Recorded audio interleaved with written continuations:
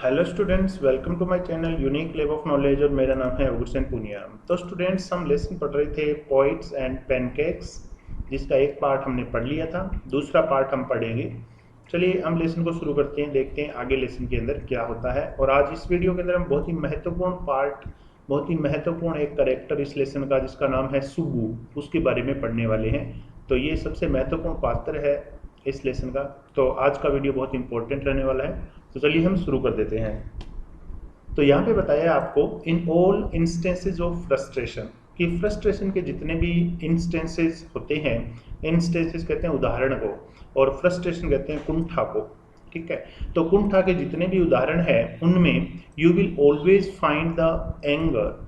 आप हमेशा पाएंगे कि जो एंगर होता है, गुस्सा होता है, directed towards a single person, वो केवल एक ही व्यक्ति से होता है, ओपनली और कवर्टली। ओपनली यानी खुलकर, कवर्टली यानी गुप्त रूप से।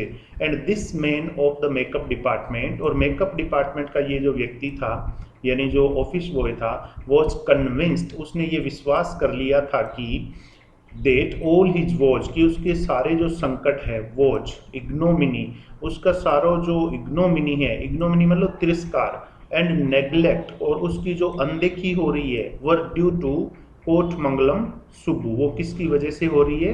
कोटमंगलम सुब्बू की वजह से।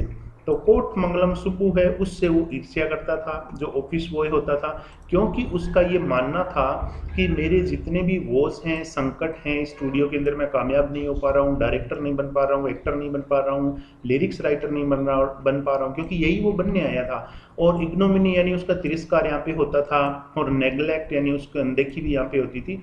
तो ड्यू टू का अर्थ होता है के कारण, कोटमंगलम सुब्बू, और ये मानना था इसका, ऑफिस बॉय का, कि ये सुब्बू की वजह से मेरे साथ ऐसा हो रहा है। Subbu was the number 2 at Gemini studio. Subbu Gemini studio के अंदर नंबर 2 पर थे। He couldn't have had a more encouraging opening. उनकी बहुत ज़्यादा एनकरेजिंग ओपनिंग नहीं हो सकती थी, यानी नहीं हुई थी एनकरेजिंग ओपनिंग, मतलब प्रोत्साहक शुरुआत, यानी शुरुआत के अंदर उनको काफ़ी मुश्किलें आई थी कोटमंगलम सुब्बू को। तो इनकी बहुत ज़्यादा एनकरेजिंग ओपनिंग नहीं थी इन फिल्मों में। They never grown up makeup boy head, जितनी हमारी जो ये वेसक ग्रोन अप यानी वेसक मेकअप बॉय हेड, यानी ये ऑफिस बॉय था, मेकअप बॉय, इसकी जैसे ओपनिंग हुई थी, इसको बहुत आसानी से काम मिल गया था, बहुत आसानी से स्टूडियो में काम करने लग गया था, तो इसकी ज़्यादा मुश्किलें आई नहीं थी। सुब्बू जो है उसके सामने काफ़ी मुश्किलें आई थी, तो उनकी जो ओपनिंग थी, शुरुआत थी फिल्मों के अंदर आने की, वो एनकरेजिंग नहीं थी, प्रोत्साहक नहीं थी। ऑन द कंट्रेरी, इसके विपरीत, ऑन द कंट्रेरी का अर्थ होता है इसके विपरीत, इसके उलट, he must have had to face, उनको सामना करना पड़ा था, कोटमंगलम सुब्बू को जो फिल्मों में आई थी शुरुआती दिनों के अंदर, उनको फेस करना पड़ा था, सामना करना पड़ा था, मोर अनसर्टेन, अधिक अनिश्चित, एंड डिफिकल्ट टाइम्स, और कठिन समय का उनको सामना करना पड़ा था। For when he began his career, क्योंकि जब उन्होंने अपना कैरियर शुरू किया था, there were no firmly established film producing companies और स्टूडियो। कोई भी, फर्मली का अर्थ होता है मजबूती से, एस्टेब्लिश्ड मतलब स्थापित, कोई भी मजबूती से स्थापित नहीं था फिल्म प्रोड्यूसिंग कंपनीज, कोई फिल्म प्रोड्यूसिंग कंपनी, फिल्म बनाने वाली कंपनी और स्टूडियो मजबूती से कोई भी स्थापित नहीं था, इसलिए उनको बहुत ज़्यादा मुश्किलों का सामना करना पड़ा था। और ऑफिस बॉय आया तब तो ये जेमिनाइन स्टूडियो है, ये पहले से स्थापित था, लेकिन सुब्बू के टाइम में ऐसा कुछ भी नहीं था, कोई भी फिल्म बनाने वाली कंपनी या स्टूडियो है वो पहले से मजबूती से स्थापित नहीं था। Even in the matter of education, और जहाँ तक शिक्षा की बात है, एजुकेशन की बात है, स्पेशली फॉर्मल एजुकेशन, विशेष रूप से जो औपचारिक शिक्षा है, फॉर्मल एजुकेशन, उसकी बात है, Subbu couldn't have had an appreciable lead. तो सुब्बू की एक प्रशंसनीय लीड नहीं थी, यानी सुब्बू जो है वो एप्रिशिएबल लीड नहीं लेता था ओवर आवर बॉय, हमारे लड़के के ऊपर, यानी ऑफिस बॉय है वो ज़्यादा पढ़ा लिखा था, ऑफिस बॉय है उसकी फॉर्मल एजुकेशन ज़्यादा थी, और जो सुब्बू है वो थोड़ा सा इससे इस मामले में पीछे था। But by virtue of being born a Brahmin, लेकिन क्या था? By virtue of, by virtue of का तो के गुण की वजह से, by virtue of being born a Brahmin, तो ब्राह्मण पैदा होने की वजह से ए वर्च्यू इंडीड, एक गुण, वास्तव में ये एक गुण है ब्राह्मण में पैदा होना। यानी पुराने टाइम के अंदर जातीय भेदभाव तो होता ही था, हमें पता है बहुत ज़्यादा, आजकल इतना नहीं होता है, आजकल भी होता है लेकिन इतना नहीं होता है। तो ये जो गुण था कोटमंगलम सुब्बू का कि वो ब्राह्मण पैदा थे, वो ब्राह्मण हुए थे, वो ब्राह्मण फैमिली से आते थे, तो ये गुण था। ही मस्ट हैव हैड एक्सपोजर, इसलिए उनको एक्सपोजर मिला था, ज़्यादा उनको मौके मिले थे टू मोर एफ्लुएंट सिचुएशन। तो एक्सपोजर उनको कब किन चीज़ों में मिला था? एफ्लुएंट का अर्थ था समृद्ध, यानी रिच, सिचुएशन स्थितियों को बोलते हैं। ज़्यादा स्थितियाँ उनको मिली थी, ज़्यादा सिचुएशन जो है समृद्ध सिचुएशंस उनको मिली थी। एंड पीपल, और ज़्यादा लोगों से उनकी जो है वो बनती थी, उनको मौका मिला था क्योंकि वो एक ब्राह्मण थे। ही हैड द एबिलिटी, अब उनके अंदर क्या एबिलिटी थी देखिए, सारा ये पूरा का पूरा पैराग्राफ है, ये कोटमंगलम सुब्बू के बारे में ही बताया गया है। He had the ability to look cheerful, अब उनके अंदर एक एबिलिटी थी सुब्बू के अंदर कि वो हमेशा चीयरफुल दिखाई देते थे, खुश दिखाई देते थे। एट ऑल टाइम्स, हर समय वो खुश दिखाई देते थे।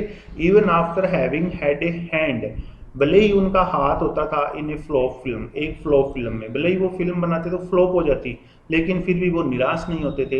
ये उनकी एक एबिलिटी थी, उनकी एक क्वालिटी थी कि वो हमेशा चीयरफुल बने रहते थे। ही always had work for somebody, उनके पास हमेशा किसी न किसी के लिए काम होता ही था। तो यहाँ पे बताया always had work for somebody, किसी न किसी के लिए उनके पास हमेशा काम रहता था। He could never do things on his own, वो खुद चीज़ों को कभी नहीं करते थे। He could never do things on his own, खुद कभी चीज़ों को वो नहीं करते थे।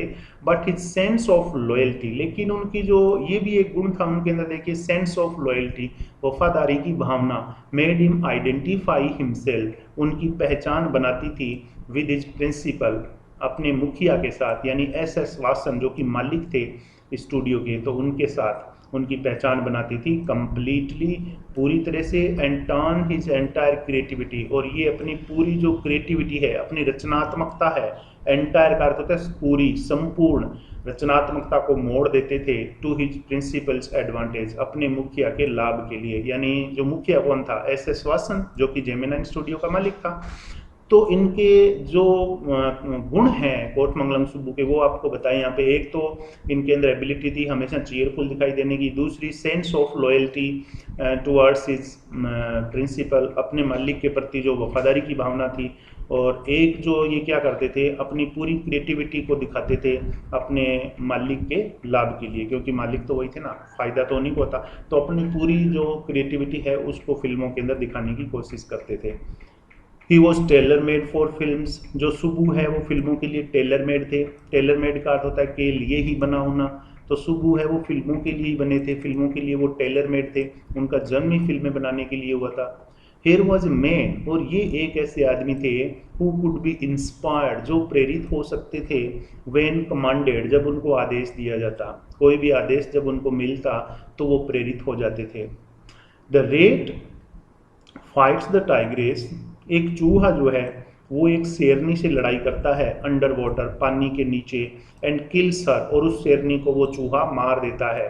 But takes pity on the cubs, लेकिन जो शेरनी के बच्चे होते हैं, कब्स होते हैं, उनके ऊपर वो क्या करता है? पिटी, यानी दया दिखाता है। एंड टेंट्स देम, और उनको, टेंट्स का मतलब पालना, उनको पालता है लवंगली, प्यार से। I don't know how to do the scene, मुझे नहीं पता कि मैं इस सीन को कैसे करूं। The producer would say, producer कहता। तो जब भी कोई प्रोड्यूसर होता फिल्म का, वो ये बात बोलता, उसको कोई सीन करना होता कि मेरे को एक सीन दिखाना है जिसके अंदर एक चूहा शेरनी को पानी के अंदर मार देता है, लेकिन उसके जो बच्चे होते हैं, शेरनी के कब्स होते हैं, उनके ऊपर दया दिखाता है और उनको बहुत ही प्यार से वो पालता है। तो ये सीन कैसे करूँ मुझे समझ में नहीं आ रहा। And Subbu would come out with 4 ways, तो सुब्बू जो है वो 4 तरीके लेकर के आता, 4 तरीके बताता of the rate pouring affection. और 4 तरीके किसके होते थे? रेट पोरिंग, पोर का अर्थ था उड़ेलना, अफेक्शन मतलब प्यार। जिन तरीकों के अंदर ये बताता कि चूहा है वो किस तरीके से प्यार उड़ेल रहा है ऑन इट्स विक्टम्स ऑफ स्पिरिंग, इसका जो विक्टिम था, दुश्मन था, यानी जो शेरनी थी जिसको इसने मार दिया, उस ऑफ स्पिरिंग कहते हैं संतान को, तो उस शेरनी की संतान यानी उन बच्चों के ऊपर किस तरीके से प्यार उड़ेल रहा है, उसके 4 तरीके बताता ये प्रोड्यूसर को, जो सुब्बू है वो, कि इन 4 तरीकों से हम दिखा सकते हैं कि चूहा वो किस तरीके से शेरनी के बच्चों के प्रति प्यार दिखाता है। गुड, बहुत बढ़िया। But I am not sure, लेकिन मैं आश्वस्त नहीं हूँ। इट इज़ इफेक्टिव इनफ, इतने ज़्यादा ये प्रभावशाली होंगे, यानी ये जो चारों तरीके हैं जो तुमने बताए हैं वो इतने ज़्यादा इफेक्टिव होंगे, इसका मुझे विश्वास नहीं है। The producer would say, producer ये बात बोलता, एंड इन ए मिनट, और 1 मिनट के अंदर ही Subbu would come out with 14 more alternatives. Subbu 14 और ज़्यादा अल्टरनेटिव बता देता कि ठीक है, ये 4 तरीके जो मैंने बताए हैं इनसे आप सहमत नहीं हैं, तो मैं आपको 14 तरीके और बताता हूँ इसी काम को करने के।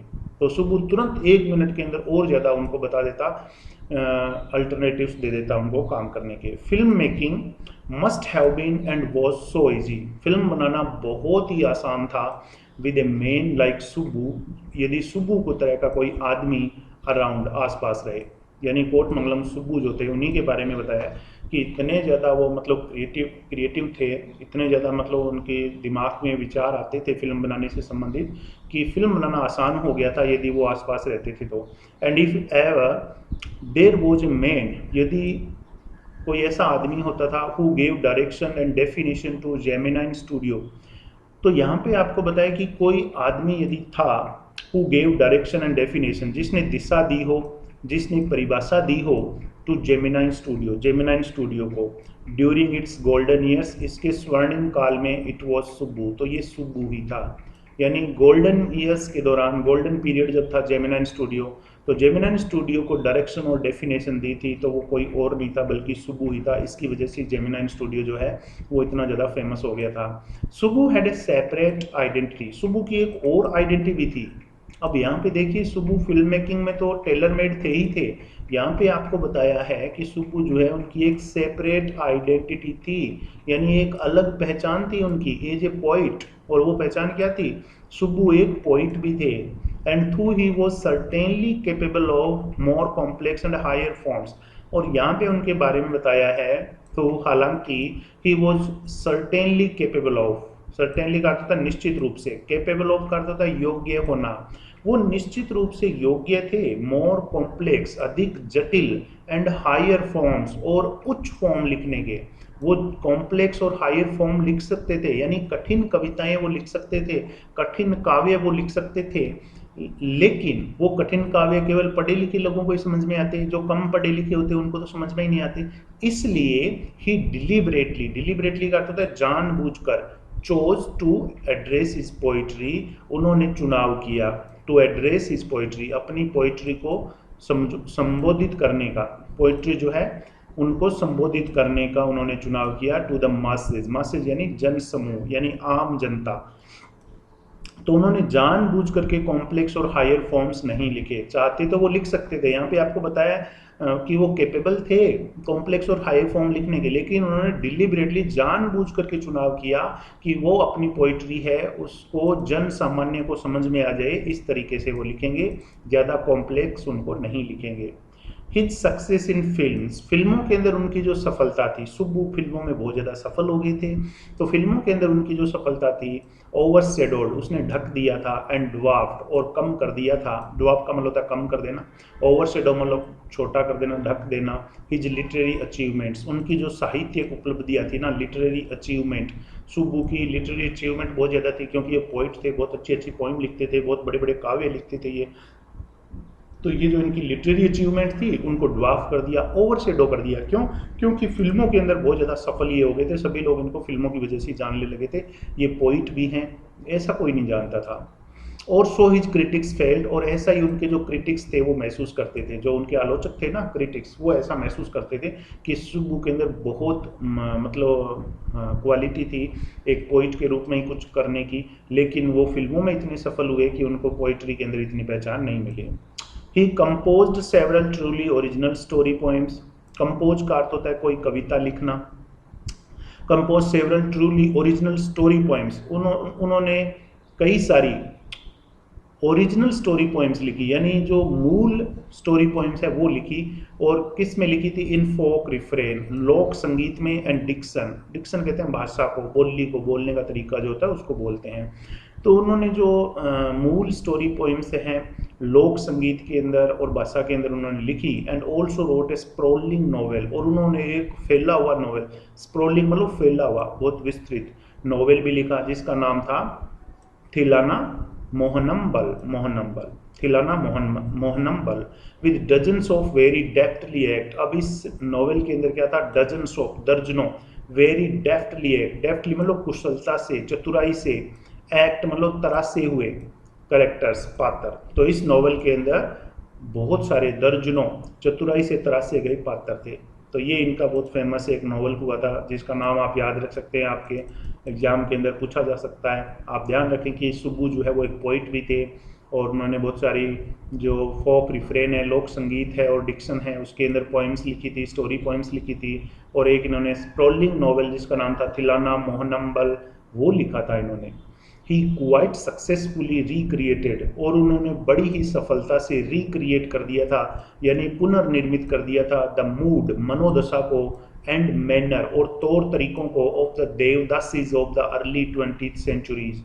जो देवदासीज थी ना अर्ली 20th सेंचुरीज, 20वीं शताब्दी के शुरुआत में जो देवदासीज होती थी उनके तौर तरीकों को और उनके मूड को फिर से इन्होंने रिक्रिएट किया था, यानी पुनर्निर्मित कर दिया था, और बड़ी सफलता से उन्होंने ये काम किया था।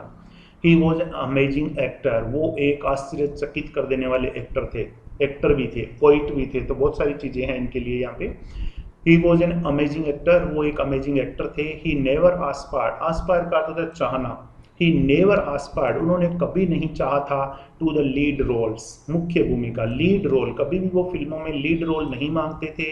But whatever subsidiary role, लेकिन जो भी सब्सिडियरी यानी सहायक, जो भी सहायक रोल उनको दिया जाता, he played in any of the films, जो वो किसी भी फिल्म के अंदर करते थे, ही परफॉर्म्ड बेटर, वो और ज़्यादा अच्छे से उसको परफॉर्म करते than the supposed main players, जो मेन प्लेयर्स होते थे उनसे, जो मुख्य प्लेयर्स होते थे ना अभिनय करने वाले, जैसे एक्टर और एक्ट्रेसेस, मुख्य लीड रोल जिनको मिलता था उनसे भी ज़्यादा अच्छे तरीके से ये इस छोटे से रोल को करते थे जो सुब्बू थे।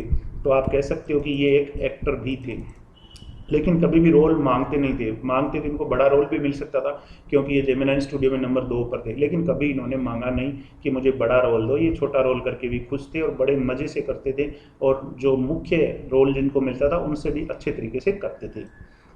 तो ये भी एक इनके अंदर क्वालिटी थी। He had a genuine love, इनके अंदर सच्चा प्यार था फॉर एनीवन, उस हर व्यक्ति के लिए। ही केम अक्रॉस, अब यहाँ पे केम अक्रॉस सेकंड फॉर्म है कम अक्रॉस की, और इसका मतलब होता है अचानक से भेंट हो जाना, अचानक से मिल जाना किसी से। तो जिस किसी से भी वो अचानक से मिल जाते थे, आमना सामना हो जाता था, उसके प्रति सच्चा प्यार था इनके दिल में।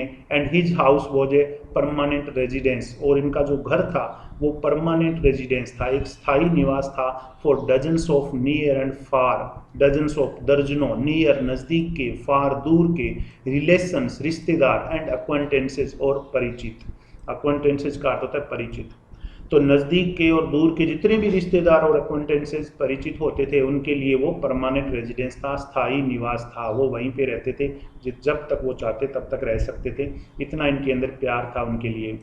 इट सीम्ड अगेंस्ट सुब्बूज नेचर, ये सुब्बू की नेचर के खिलाफ था, सुब्बूज नेचर यानी सुब्बू के स्वभाव के खिलाफ था, टू बी इवन कॉन्शियस, कि वो ध्यान रखे, कॉन्शियस रहे, पता लगाते रहे, दैट ही वॉज फीडिंग, कि वो खाना खिला रहे थे, एंड सपोर्टिंग, और सहायता कर रहे थे, सो मैनी ऑफ देम, उनमें से अधिकांश की। तो जो रिश्तेदार हैं, दोस्त वगैरह हैं, कि सुब्बू है इस बारे में सोचे कि वो इनको खाना खिला रहे हैं, इनका सपोर्ट कर रहे हैं, इतना ज़्यादा उनकी नेचर में नहीं था, बल्कि वो ध्यान ही नहीं रखते थे कि वो किसकी सहायता कर रहे हैं, किसको खाना खिला रहे हैं। सच ए चैरिटेबल, इतने दानी, चैरिटेबल का अर्थ होता है दानी, एंड इम्प्रोविडेंट मैन, इम्प्रोविडेंट का अर्थ होता है दूरदर्शी, इतने दानी और दूरदर्शी व्यक्ति थे वो। And yet he had enemies, लेकिन फिर भी उनके एनिमीज थे, उनके दुश्मन थे। और एनिमीज कौन थे? उनके ऑफिस बॉय, उनका पक्का दुश्मन था, क्योंकि ऑफिस बॉय मानता था कि मैं इन्हीं की वजह से पीछे रह गया हूँ। तो फिर भी उनके एनिमीज थे, दुश्मन थे। अब एनिमीज किस वजह से थे? वॉज इट बिकॉज, क्या इस वजह से उनके दुश्मन थे क्योंकि ही सीम सो क्लोज एंड इंटीमेट, वो इतने ज़्यादा नज़दीक थे, और इंटीमेट यानी इतने ज़्यादा घनिष्ठ थे विद द बॉस, बॉस के, कि बॉस के नज़दीक थे वो, बॉस के बहुत ज़्यादा घनिष्ठ थे, क्या इसलिए उनके दुश्मन थे? और was it his general demeanour, या फिर क्या ये उनका डिमीनर था, डिमीनर यानी व्यवहार, आचरण, या फिर क्या ये उनका व्यवहार था, आचरण था, डेट रिजेम्बल्ड, जो मेल खाता था, ए साइकोफेंट्स, एक साइकोफेंट्स, साइकोफेंट कहते हैं चापलूस को, जो चापलूसी करता रहता है। तो क्या इस वजह से उनके दुश्मन थे कि उनका जो व्यवहार था वो एक चापलूस व्यक्ति की तरह, साइकोफेंट की तरह था, साइकोफेंट से मेल खाता था। और हिज रेजिडेंस, या फिर उनके दुश्मन इस वजह से थे कि वो उनके अंदर रेडी जो रेडीनेस है वो थी टू से नाइस थिंग्स, कि वो अच्छी अच्छी बातें हैं वो बोल देते थे, अबाउट एवरीथिंग, हर चीज़ के बारे में उनके दिमाग के अंदर अच्छी अच्छी बातें हैं वो रहती थी। तो क्या उनके दुश्मन इस वजह से थे, उनसे लोग इसलिए जलते थे, जैसे कि ऑफिस बॉय एक ही बताया यहाँ पे ये जलता था उससे। तो उनके अंदर रेडीनेस थी, यानी तत्परता थी, वो तुरंत हर चीज़ के बारे में कुछ ना कुछ तुरंत अच्छा बोल देते थे। तो आगे आपको बताया है, इन एनी केस, कुछ भी हो, देर वॉज दिस मैन, ये आदमी तो था ही, in the makeup department, makeup department के अंदर जो ऑफिस बॉय है वो तो था ही, who would wish the direst things, direst things कहते हैं बुरी से बुरी चीज़, फॉर सुबू, सुबू के लिए। तो ये जो मेकअप डिपार्टमेंट में ये जो आदमी था, यानी ऑफिस बॉय की बात कर रहे हैं यहाँ पे, would wish the direst things for Subbu, ये सुबू के लिए बुरी सी बुरी चीज़ की मतलब इच्छा करता था कि सुबू के साथ बुरे से बुरा हो जाए, क्योंकि ये सुबू से बहुत ज़्यादा नफरत करता था, ईर्ष्या करता था, और ये सुबू को ही एक कारण मानता था कि मैं इसी की वजह से पीछे रह गया हूँ। चलिए स्टूडेंट्स, अब हम अगला पैराग्राफ पढ़ते हैं, और इस पैराग्राफ के अंदर हम पढ़ेंगे लीगल एडवाइजर के बारे में। अब लीगल एडवाइजर भी एक महत्वपूर्ण कैरेक्टर है इस लेसन के अंदर, उसके बारे में भी हम पढ़ते हैं, वो कैसा था, क्या करता था। यू सो सुबू, आप सुबू को देखते थे, ऑलवेज विद द बॉस, वो हमेशा बॉस के साथ रहते थे, but in the attendance roll, लेकिन अटेंडेंस रोल के अंदर जहाँ पर हाजिरी ली जाती थी उसमें he was grouped under a department, उनको एक ऐसे डिपार्टमेंट के अंदर डाला गया था, ग्रुप किया गया था, कॉल्ड द स्टोरी डिपार्टमेंट, जिसको हम स्टोरी डिपार्टमेंट कहते हैं, कंप्राइजिंग ए लॉयर। अब वो कंप्राइज का होता है से बना हुआ। अब स्टोरी डिपार्टमेंट में कौन कौन से लोग थे वो आपको बताया है। तो एक तो इसमें था लॉयर, यानी एक वकील था, और वकील के अलावा N assembly of writers and poets, assembly कहते हैं सभा को, यानी काफ़ी सारे राइटर्स एंड पोइट्स, बहुत सारे लेखक थे, बहुत सारे जो पोइट्स हैं वो थे। तो एक तो वकील था, लॉयर था, और उसके अंदर राइटर्स थे, पोइट्स थे, इन सभी से मिलकर के बना था स्टोरी डिपार्टमेंट। और स्टोरी डिपार्टमेंट के अंदर ही कोटमंगलम सुब्बू है उनको डाला गया था, कोटमंगलम सुब्बू है वो भी स्टोरी डिपार्टमेंट के अंदर काम करते थे।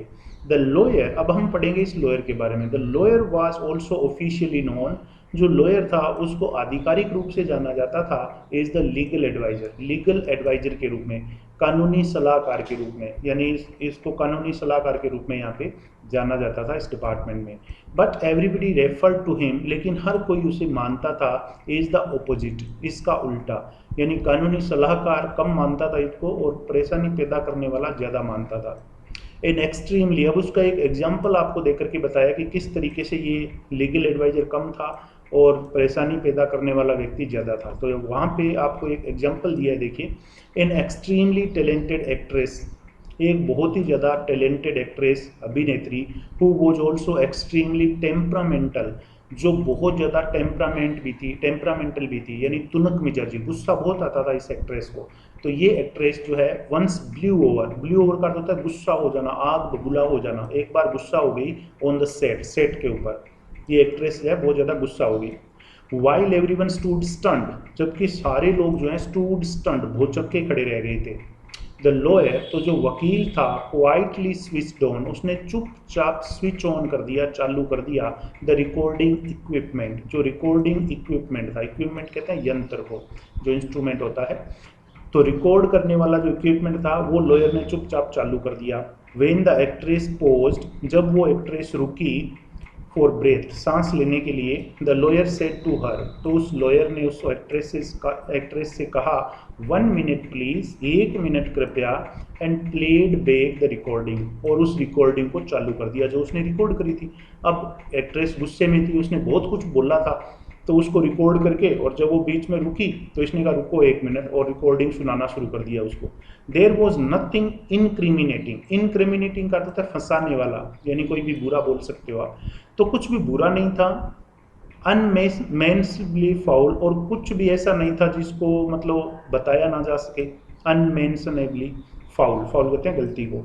तो कोई भी ऐसी गलती नहीं की थी एक्ट्रेस ने कि जिसको बताया ना जा सके। अबाउट द एक्ट्रेस टायरेट, तो जो एक्ट्रेस का टायरेट था, टायरेट यानी क्रोधित भाषण जो उसने गुस्से में बोला था अगेंस्ट द प्रोड्यूसर, प्रोड्यूसर के खिलाफ। तो प्रोड्यूसर के खिलाफ जो भी गाली गलौज किया था या बुरा बोला था उसमें कोई ज़्यादा मतलब ऐसा कुछ नहीं था कि उसको बहुत ज़्यादा शर्मिंदा होना पड़े या ऐसा कुछ होना पड़े। But when she heard her voice again, लेकिन उस एक्ट्रेस ने जब अपनी ही आवाज़ को फिर से सुना through the sound equipment, sound equipment के माध्यम से, उस रिकॉर्डिंग के माध्यम से, सी वो स्टक डम, तो वो एकदम से गूंगी की गूंगी खड़ी रहेगी। स्टक डम यानी मुंह से उसके कुछ निकला ही नहीं, एकदम से भौचक्की रहेगी और जड़वत हो गई जहाँ थी वहीं पर। A girl from the country side, country side कहते हैं ग्रामीण इलाके को, तो ये एक ऐसी लड़की थी जो ग्रामीण इलाके से आती थी। सी हैडेंट गोन थ्रू, ये गुजरी नहीं थी, ऑल द स्टेजेस, उन सारी अवस्थाओं से, ऑफ वर्ल्डली एक्सपीरियंस, जैसे वर्ल्डली एक्सपीरियंस कहते हैं सांसारिक अनुभव को, इसको सांसारिक यानी दुनियादारी का इतना अनुभव नहीं था इस एक्ट्रेस को।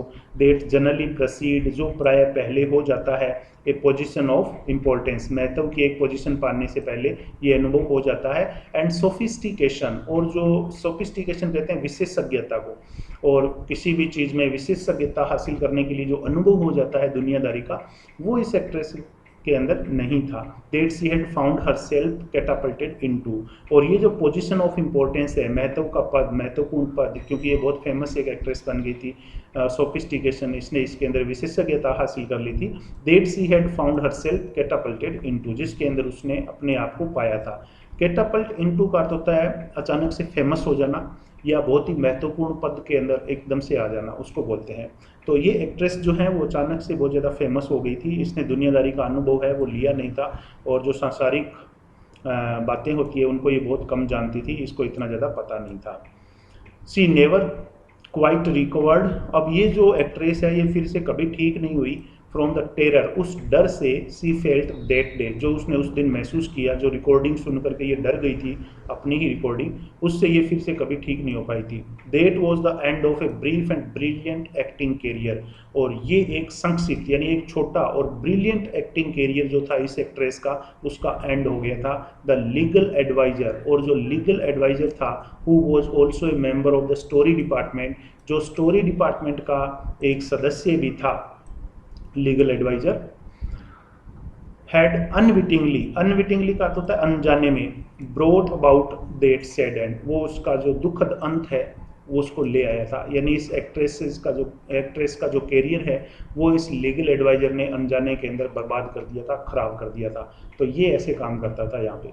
While every other member of the department, department का हर दूसरा व्यक्ति, वोर ए काइंड ऑफ यूनिफॉर्म, एक प्रकार की यूनिफॉर्म पहनता था, khadi dhoti with a slightly oversized and clumsily tailored white khadi shirt. कैसी यूनिफॉर्म पहनते थे स्टोरी डिपार्टमेंट के लोग? Khadi dhoti with a slightly, slightly मतलब हल्का सा, ओवरसाइज्ड यानी खुला, एंड क्लमजीली टेलर्ड यानी अनाड़ीपन से सिला हुआ, वाइट खादी शर्ट, वाइट जो खादी का शर्ट होता था वो पहनते थे, और उसको क्लमजीली टेलर्ड किया होता यानी अनाड़ीपन से उसको सिला गया होता था। तो ऐसी इनकी वेशभूषा थी। द लीगल एडवाइजर, लेकिन जो लीगल एडवाइजर था वो पेंट्स एंड ए टाई, वो पेंट पहनता था और टाई पहनता था, एंड समटाइम्स ए कोट, और कभी कभी वो क्या पहनता था, एक कोट भी पहन लेता था। तो जो कोट वो पहनता था, that looked like a coat of mail, और वो कैसा दिखाई देता था? कोट ऑफ मेल उसके दिखाई देता था जब कोट वो पहन लेता था। कोट ऑफ मेल किसको कहते हैं? जैसे बख्तर पुराने टाइम में राजा महाराजा युद्ध करने के लिए जाते थे तो वो बहुत बड़े बड़े वस्त्र पहनते थे जो उनको चोट लगने से उनको बचाते थे। तो इस तरह का कोट ऑफ मेल की तरह वो दिखाई देता था, उसका कोट जो वो पहनता था। ऑफन ही लुक्ड अलोन, प्राय ये जो लीगल एडवाइजर था ये अकेला रहता था, एंड हेल्पलेस और असहाय था, a man of cold logic, और ये उदासीन लॉजिक, कोल्ड लॉजिक कहते हैं ठंडे तर्क, इन ए क्राउड ऑफ ड्रीमर्स, सपने देखने वालों की भीड़ में ये ठंडे तर्क देने वाला एक व्यक्ति था। ए न्यूट्रल मैन, और एक न्यूट्रल आदमी था ये, न्यूट्रल यानी किसी का ये पक्ष नहीं लेता था, ये तटस्थ था, एक न्यूट्रल व्यक्ति था ये। In an assembly of Gandhi's, एक गांधीवादियों की सभा में, एंड खादित्स, और खादीवादियों की सभा में ये एक न्यूट्रल व्यक्ति था, ये किसी का भी पक्ष नहीं लेता था। Like so many of those, उन बहुत सारे लोगों की तरह who were close to the boss, जो बॉस के नज़दीक थे, he was allowed to produce a film, इसको भी एक फिल्म प्रोड्यूस करने का मौका दिया गया। बहुत सारे लोगों को मिलता था जेमिनी स्टूडियो में फिल्म प्रोड्यूस करने का मौका, और बॉस ने इसको भी, लीगल एडवाइजर को भी एक फिल्म प्रोड्यूस करने का मौका दिया। एंड अब क्या हुआ देखिए, to a lot of raw stock, हालांकि बहुत सारा जो कच्चा माल है, रो स्टॉक एंड पैनकेक, और बहुत सारा पैनकेक यानी makeup material were used on it, इस फिल्म में यूज किया गया। Not much came of the film, तो फिल्म से ज़्यादा कुछ नहीं निकला, यानी फिल्म है वो फ्लॉप हो गई और फिल्म चली नहीं थी। देन वन डे, तो एक दिन क्या हुआ, the boss close down the story department, boss ने स्टोरी डिपार्टमेंट को क्लोज कर दिया, बंद कर दिया। And this was perhaps the only instance, और शायद ये एकमात्र ऐसा उदाहरण है, एकमात्र ऐसा इंस्टेंस है, उदाहरण है, इन ऑल ह्यूमन हिस्ट्री, पूरे मानव इतिहास में, वेयर, जहाँ पर a lawyer lost his job, एक वकील ने अपना जॉब खो दिया, because the poets were asked to go home, क्योंकि वहाँ पे जो पोइट्स थे उनको घर जाने के लिए कह दिया गया था। तो ये पूरे मानव इतिहास में एक ही एग्जाम्पल ऐसा मिलेगा आपको जहाँ पर जो पोइट्स थे उनको घर जाने के लिए कहा गया, पोइट्स थे उनको निकाला गया था, राइटर और पोइट्स को, और उनकी वजह से एक लॉयर का जॉब है वो चली गई थी। ऐसा होता नहीं है, क्योंकि ये उस डिपार्टमेंट के अंदर था, स्टोरी डिपार्टमेंट के अंदर, और लीगल एडवाइजर ये था, और उस डिपार्टमेंट को ही बंद कर दिया, इसलिए इसका जॉब भी उनके साथ ही चला गया था। तो ये जो लीगल एडवाइजर था, इससे संबंधित आपसे क्वेश्चन पूछे जा सकते हैं एग्जाम के अंदर, किस तरीके से इसने एक एक्ट्रेस का करियर है वो बर्बाद कर दिया था, और इसका डिपार्टमेंट कौन सा था, स्टोरी डिपार्टमेंट में ये काम करता था। और जो कोटमंगलम सुब्बू है उनका डिपार्टमेंट भी आपसे पूछा जा सकता है। कि कुछ छोटे छोटे क्वेश्चन आते हैं एग्जाम के अंदर, आप इनको तैयार रखें। इस लेसन को आगे का हम पार्ट बनाएंगे अगले वीडियो के अंदर, इस वीडियो में यहीं तक पढ़ेंगे। तो मिलते हैं अगली वीडियो में, तब तक के लिए जय हिंद।